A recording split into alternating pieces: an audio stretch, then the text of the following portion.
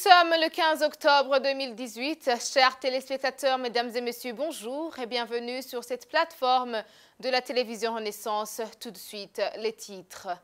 Quelques jours après les protestations des détenus dans la prison centrale de Gitega, une sélection sur base ethnique est en cours pour sanctionner les leaders présumés des protestations. Vous allez suivre différentes réactions des défenseurs des droits de l'homme qui s'insurgent contre ces sanctions. Au cours de ce journal également, nous reviendrons sur la déclaration du secrétaire général adjoint du parti CNDD-FDD qui a dit que les négociations se tiendront au Burundi et pas ailleurs. Une déclaration qui, selon la principale plateforme de l'opposition Sénarède, témoigne la peur du gouvernement d'affronter un débat contradictoire.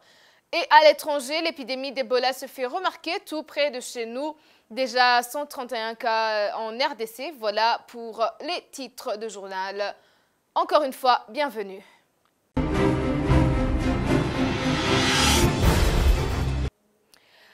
21 détenus de la prison centrale de Gitega étouffés dans un cachot destiné pour 4 personnes ont usé de leur force pour sortir ce lundi de cette chambre correctionnelle où ils étaient placés, accusés d'être promoteurs de la récente grève. Les responsables de cette maison carcérale envisageaient de les transférer ailleurs dans d'autres prisons. Pierre Claverme-Bonima, président de la PRODH, l'association qui milite pour les droits des prisonniers, prévient que s'il y a un seul prisonnier qui meurt suite à ces décisions, la responsabilité incombe aux responsables de cette prison car ces détenus réclament leur plein droit. Pour moi, je vois que les prisonniers ont raison de réclamer les droits parce que ce n'est pas le gouvernement même qui achète ça. Même si c'était le gouvernement, c'était le droit de ces prisonniers. Alors aujourd'hui, je viens d'apprendre qu'il y a au moins 21 prisonniers qui sont détenus dans un cachot de 2 mètres sur 2. Un cachot destiné pour 4 personnes, mais on y a mis 21 prisonniers. Alors, ils ont vu qu'ils allaient mourir, qu'ils allaient être étouffés. Ils sont sortis par force. Maintenant, nous apprenons qu'ils veulent les transférer dans d'autres prisons. Pour moi, le transfert n'est pas une punition, et parce que les prisons sont les mêmes. Mais, dans toutes les prisons, les prisonniers ont droit à réclamer leurs dits comme du sel et comme de l'huile. Alors aujourd'hui, s'il y a un prisonnier qui meurt à cause de cette décision, la responsabilité tombera aux responsables des prisons et aussi aux responsables du gouvernement. Je crois que ces prisonniers n'ont pas de l'huile, n'ont pas du sel. Ils vont retomber dans la même situation que j'ai assisté, je crois, en 1996. S'il y a des prisonniers qui meurent à cause de manque de vitamines alors qu'ils avaient droit à l'achat de l'huile ou de sel, la responsabilité reviendra toujours à l'administration pénitentiaire et aussi au gouvernement parce que c'est le gouvernement qui est responsable des prisonniers. Aussi, s'il y a des prisonniers qui meurent, ça sera un crime parmi d'autres crimes. Parce que maltraiter un détenu jusqu'à la mort ne diffère pas que de mutilé sur un cadavre. Les autorités policières au gouvernement, c'est le même cri parce que ici, sachez que la prison, oui, est un mal nécessaire, mais le prisonnier reste un être humain. Et aussi, il n'y a pas de formule pour aller en prison. Qu'ils sachent que demain ou après-demain, les hommes parmi eux peuvent aussi entrer dans ces prisons. Alors, quand il sera maltraité de la manière, sera-t-il content? Bon, je sais que tout le monde dit que chacun est chrétien, chacun est pris. Alors, mauvaise chose que tu ne veux pas qu'on te fasse, ne le fais pas aux autres. Le réseau des citoyens probes s'insurge contre le mauvais traitement de ces détenus de la prison de Gitega. Selon Gervais Nibigira, vice-président de ce réseau, les détenus sont soupçonnés de mener les mutineries, doivent jouir de leurs droits et demandent en premier lieu aux responsables de la prison de Gitega de suspendre dans l'immédiat cette mesure. Suivez. Nous avons entendu la mesure avec un grand regret parce qu'aujourd'hui, si un prisonnier est privé de liberté, il n'est pas privé de tous les droits. c'est une personne comme les autres, il doit jouir tous les droits comme les autres. Nous avons entendu que depuis mercredi, lorsque les prisonniers de Gitega ont fait la grève pour réclamer la nourriture de bonne qualité, qu'ils ont été contraints d'être privés d'autres droits comme droit à l'eau, droit aussi à l'électricité, alors qu'ils devaient être pris comme les autres personnes, parce qu'étant en prison, on ne doit pas être privé de tous les droits. Aussi, comme le disait Michel Foucault dans son livre « Surveiller et punir », la prison doit être alliée ou, lorsqu'une personne est incarcérée, doit être pris comme une personne et doit être considérée comme quelqu'un qui, lorsqu'il va sortir de la prison, doit être digne, doit avoir été corrigé, mais reste avec sa personnalité. Aussi, nous avons entendu qu'il y a une partie des prisonniers qui est aujourd'hui sous l'isolement. Dans une chambre de 3 personnes, aujourd'hui il y a plus de 10 personnes, donc ce qui est inquiétant. Aussi, nous avons entendu qu'il y a une partie des prisonniers qui va être transférée à d'autres prisons du pays, et cela n'est pas digne pour une personne qui est emprisonnée. Donc, ils doivent changer cette mesure. Et ici, nous insistons sur le vice-président du président de Gitega, qui a pris la mesure. Nous avons entendu qu'il dit que c'est eux qui ont demandé cela, qui ont voulu cela, étant donné qu'ils ont réclamé, et là, ils avaient le droit de réclamer la nourriture. Aussi, nous demandons à ceux qui sont chargés des prisons au niveau national d'arrêter cette mesure, mais aussi de punir ces personnes-là qui ont pris ces mesures, de priver des droits aux prisonniers, qui restent, comme je le disais tantôt, des personnes comme les autres. Et là, la prison doit être alliée, ou lorsque la personne va sortir, doit être amendée, mais reste avec sa personnalité. Aussi, nous demandons aussi au ministère de la Justice, qui est le garant des prisons, de déconsidérer cette mesure qui est injuste. Et pour les hommes de loi, les responsables de la prison et tous ceux qui sont derrière cette mesure ont violé les conventions internationales sur la protection des détenus. Maître Gustave Niyonzima fait savoir que c'est une honte pour le gouvernement burundais qui ne cesse de dire au monde entier qu'il respecte les droits de l'homme. Suivez Maître Gustave Niyonzima. De la prison. De prime abord, je commencerai à vous annoncer que un prisonnier, qu'il soit dans une phase antérieure à la condamnation ou postérieure à cette condamnation, a moult droits inhérents à la loi nationale ou aux instruments internationaux ratifiés par le Burundi. Le prisonnier ou un prévenu détenu a droit à certains droits, inter alia le droit à l'habillement, le droit au logement, d'être nourri donc à sa satiété, le droit de communiquer librement avec sa famille, le droit de communiquer librement avec ses avocats, le droit de faire même du sport, le droit de consulter un médecin, le droit de faire le culte de son choix. C'est-à-dire que tous ces droits trouvent sa raison d'être dans la loi nationale et dans les instruments internationaux ratifiés par le Burundi, en l'occurrence la Déclaration universelle des droits de l'homme, le pacte international relatif aux droits civiques et politiques, même dans la loi nationale du 14 décembre 2017 portant révision du régime pénitentiaire au Burundi. Alors, nier de fond en comble ces droits pré-rappelés revient à nier l'existence d'un être humain et également nier l'existence d'un état de droit dans lequel tous ces prévenus ont les droits et libertés qui doivent être garantis au même pied d'égalité que les autres qui ne sont pas du tout détenus.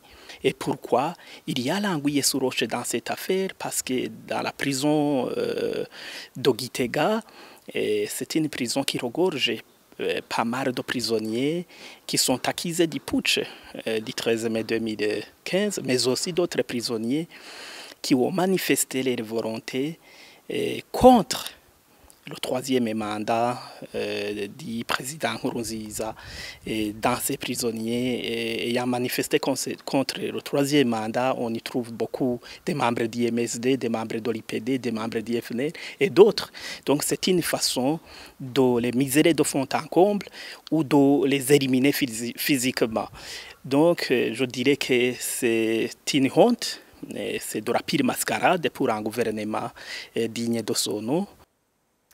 Rubrique politique pour continuer ce journal. Dans un communiqué rendu public ce samedi par le parti au pouvoir, le CNDD-FDD, à l'occasion du 57e anniversaire de l'assassinat du prince Louis Rwagasore, le secrétaire général adjoint de ce parti, Joseph Nakarutimana, demande le facilitateur dans le conflit burundais, Benjamin Mkapa, le rapatriement du dialogue au pays, arguant que c'est au Burundi où seront analysés les résultats de ce dialogue interburundais prévu du 27 au 29 octobre prochain à Arusha, en Tanzanie.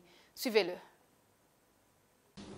Le parti CNDD-FDD salue les efforts de son Excellence Benjamin William Mkapa pour avoir facilité le dialogue avec les Burundais qui étaient à l'extérieur du pays et qui a permis à certains d'entre eux de regagner leur patrie.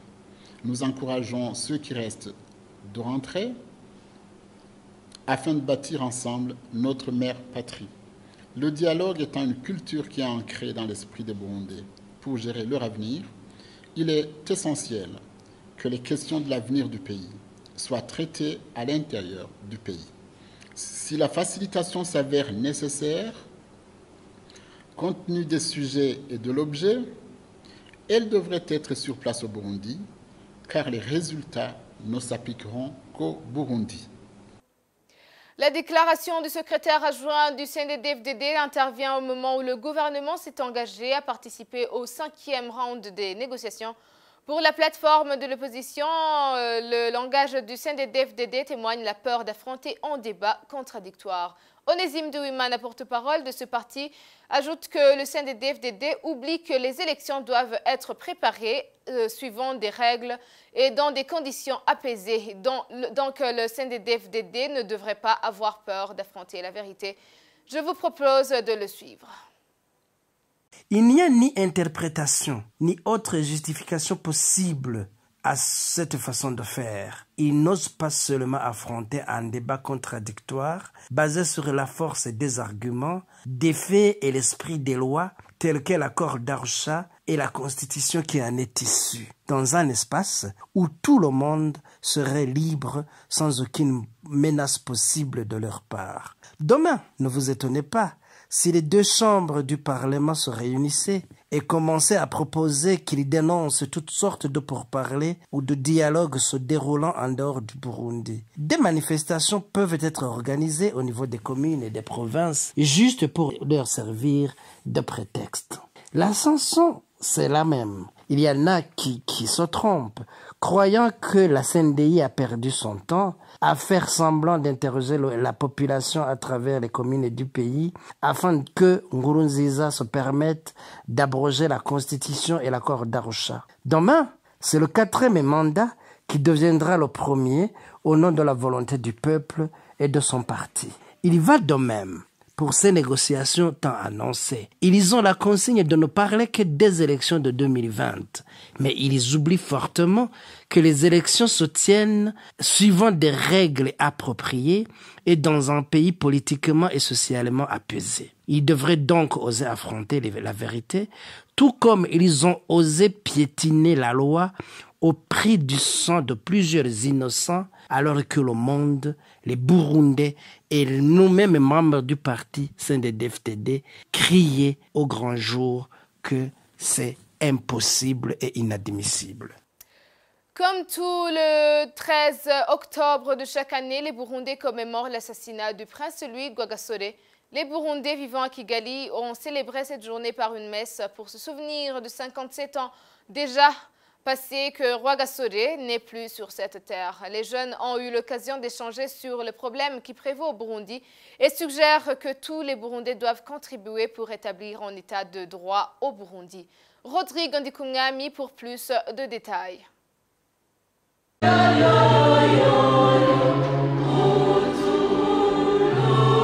C'était vers midi. Les jeunes et les femmes vivant à Kigali se sont réunis à l'église Christus pour une messe de commémorer les 57 ans d'assassinat de Prince Louis Rwagasore. Lionel Ninerese, jeune burundais qui a répondu présent à cette messe, trouve que Rwagasore était un homme exemplaire qui aimait son pays et jusqu'à maintenant, personne ne peut être comparé à lui. Rwagasore, c'est un symbole de la paix, c'est un exemple pour tous les Burundais. C'est leader de l'indépendance. C'est lui qui sacrifiait sa vie pour la nation. Donc c'est un exemple pour nous tous les Burundis, c'est un exemple pour la jeunesse parce que Rwagasore a été assassiné à 29 ans.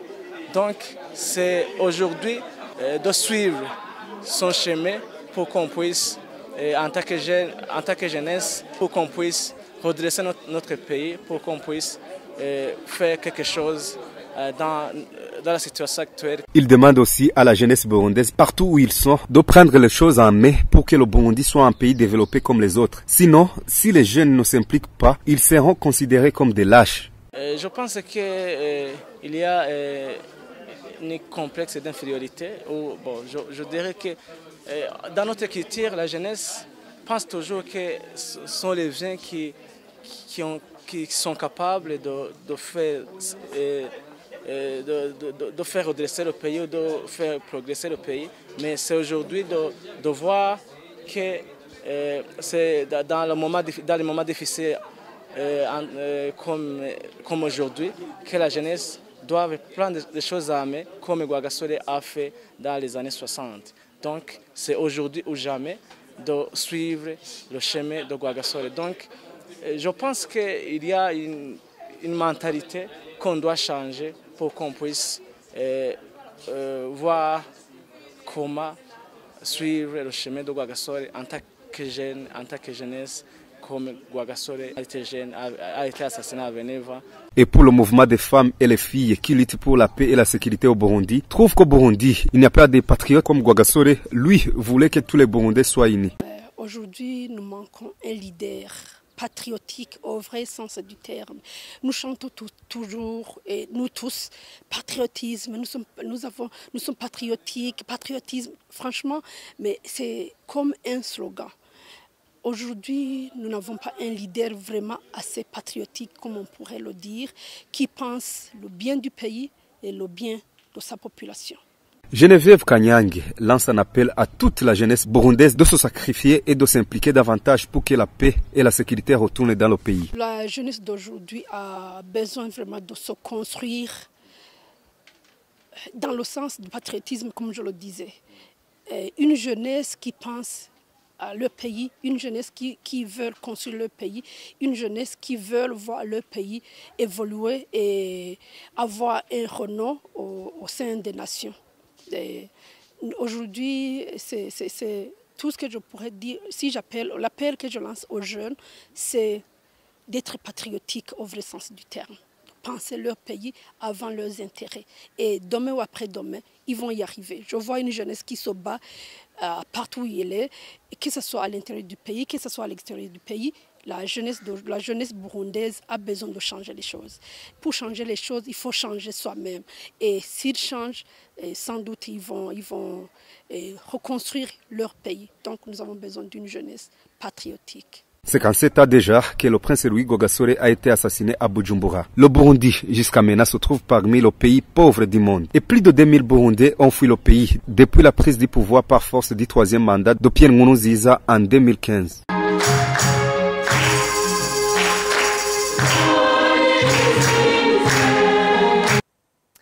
Rubrique internationale pour clore ce journal. 131 cas de décès sont déjà recensés depuis le retour de l'épidémie à virus Ebola le 1er août 2018. C'est au nord Kivu, à l'est de la République démocratique du Congo.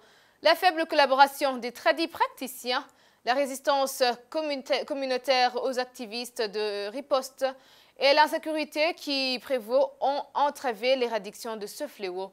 Le point avec Thierry Wigilindavi. La recrudescence de l'épidémie à virus Ebola fait parler d'elle, non loin de chez nous, au nord à l'est de la République démocratique du Congo. La semaine dernière, il s'est manifesté une accélération du nombre de cas confirmés dans la ville de Beni, de Mangina et à Mabalako. Frontalière avec l'Ouganda, le Rwanda, avec une population de plus de 8 millions d'habitants, la province du Nord Kivu est l'une des provinces les plus peuplées de la République démocratique du Congo. L'insécurité qui y prévaut, les résistances communautaires, la faible collaboration des tradis praticiens dans les activités de riposte à ce fléau sont pointés du doigt d'être le moteur de cette deuxième vague de l'épidémie. Depuis la déclaration du retour de l'épidémie le 1er août, 211 cas confirmés, dont 131 décès ont été recensés. Dans la seule ville de Beni, où le nombre d'alertes des cas qu'il faut investiguer, vérifier si les symptômes signalés correspondent potentiellement à la maladie à virus Ebola, sont plus élevés. 77 cas au total ont été enregistrés, dont 69 cas confirmés et 8 cas probables. La fièvre hémorragique à virus Ebola est une maladie très grave, contagieuse et potentiellement mortelle. L'Organisation mondiale de la santé, OMS, la qualifie d'une des maladies les plus virulentes au monde. Il n'existe ni traitement qui puisse guérir la fièvre Ebola, ni vaccin homologué pour prévenir ce fléau. Les soins dispensés ont pour but de lutter contre les symptômes provoqués par la maladie et d'aider le malade à survivre de l'infection. Il existe quelques cas de guérison suite à la démission d'un traitement non autorisé. Il est apparu pour la première fois en 1976 lors de 2 flambées simultanées en Zara, aujourd'hui Sud-Soudan, et à Yamboukou, en RDC. Yamboukou est situé près de la rivière Ebola. Cette dernière a donné le nom à la maladie. C'est par ici que s'achève notre journal. Merci de nous avoir suivis. À la prochaine édition.